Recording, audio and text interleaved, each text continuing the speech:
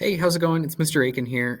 So today's lesson, we're going to be going over the chart that we had talked about on Friday in class for cohort B and on Monday in class for cohort A. So still the same learning target as we were talking about before, talking about the characteristics of an absolute monarch, but we're looking specifically at King Louis XIV. And you read through the section in class and hopefully took some notes talking about him, but I just kind of wanted to go over some of the important parts of it. So first, starting about the Palace of Versailles. So we had ended class by looking at that video of this palace that King Louis XIV has built. And essentially, this is the place that he's going to move his capital to. So in my notes, I have that he built a massive palace outside of Paris.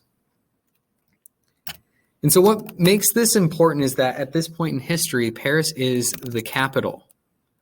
And yet the king has chosen to put the government and basically everything of importance outside of the capital city, away from the people.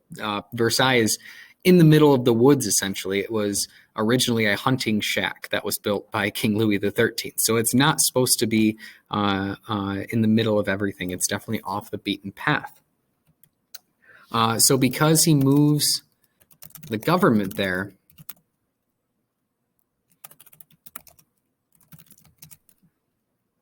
this requires the nobles to visit him there rather than in the city.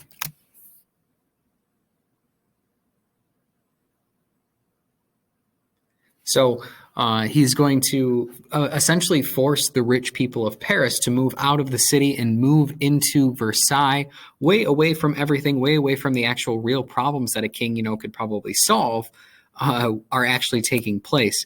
And so Palace Versailles being located in or outside of Paris is going to be a big deal. Now, second, we talked about this one in class, but this phrase meaning I am the state. So this is essentially King Louis XIV giving a declaration that he would run the government by himself.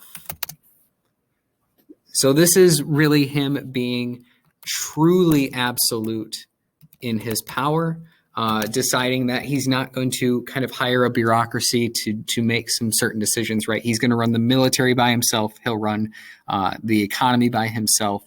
And he has kind of this confidence to do so, a lot of confidence in himself to be able to try and run everything alone. So it's an important statement there that he's declaring himself to be so important. Next has to do with controlling the nobility. We talked about it a little bit over here in the other box that the nobles were already having to move to Versailles. So nobility must visit him in Versailles.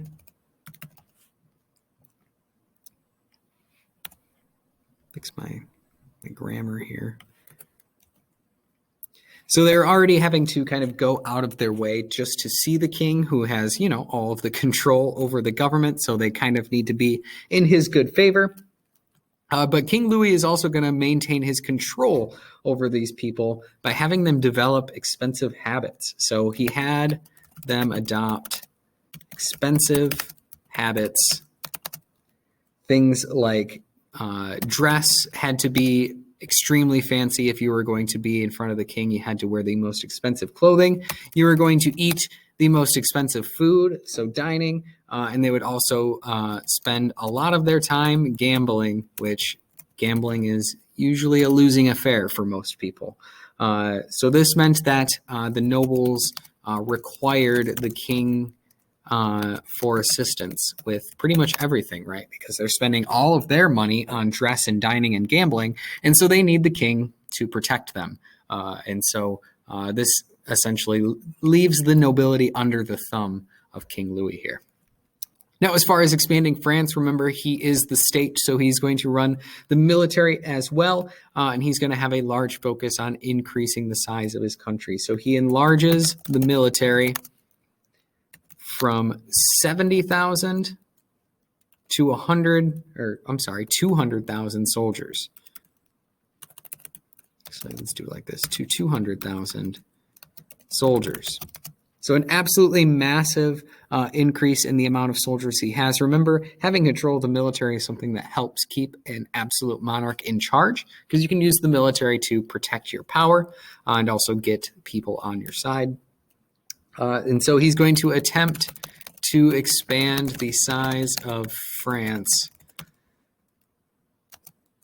in the War of Spanish Succession, which is talked about in one of the questions that are below this on your sheet that we had started together in class. So I just wanted to quickly kind of go over this chart here together. So make sure you have some of this information here if you didn't, or if you have more than that, that's fantastic. Yeah, so that's going to do it for this part here. Just kind of going over who King Louis XIV was.